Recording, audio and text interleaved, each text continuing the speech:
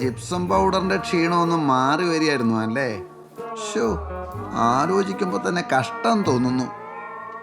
ഇത്രയും വിഷമിക്കുന്ന ഒരാൾ ഈ താലൂക്കിൽ തന്നെ ഇപ്പോൾ ഉണ്ടാവില്ല.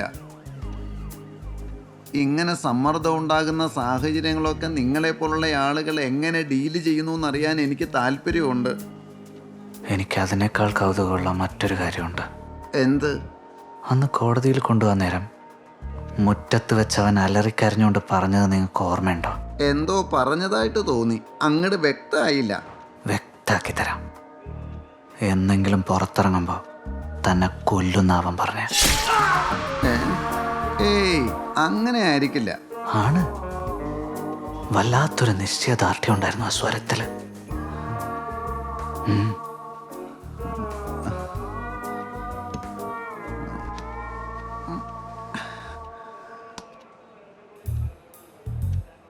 ഒരു പൗരന് അവൻ്റെ ജീവനോ സ്വത്തിനോ മറ്റൊരു വ്യക്തിയിൽ നിന്നും ഭീഷണി ഉണ്ടെങ്കിൽ ആ പൗരന് പോലീസ് സംരക്ഷണം ആവശ്യപ്പെടാവുന്ന നിയമമുണ്ട്.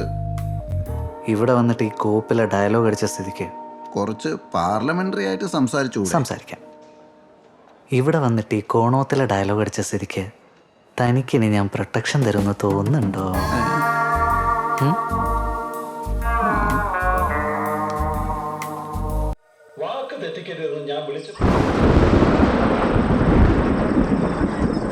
രണ്ട് ഇരുമ്പ് വട്ട കൂടി പിടിപ്പിക്കണം.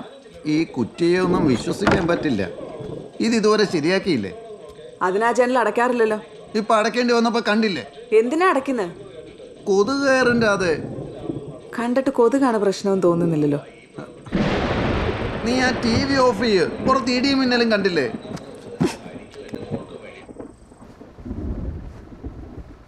രാധേ, നീ എന്തെങ്കിലും കോമഡി പറ, ഞാൻ ചിരിക്കാം.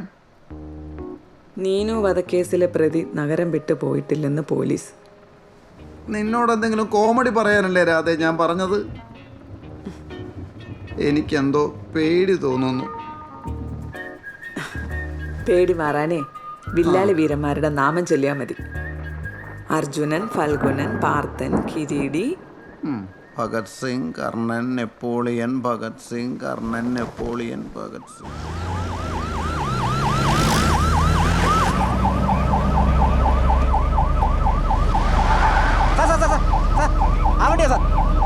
KL 34 4 1 അതന്നെ.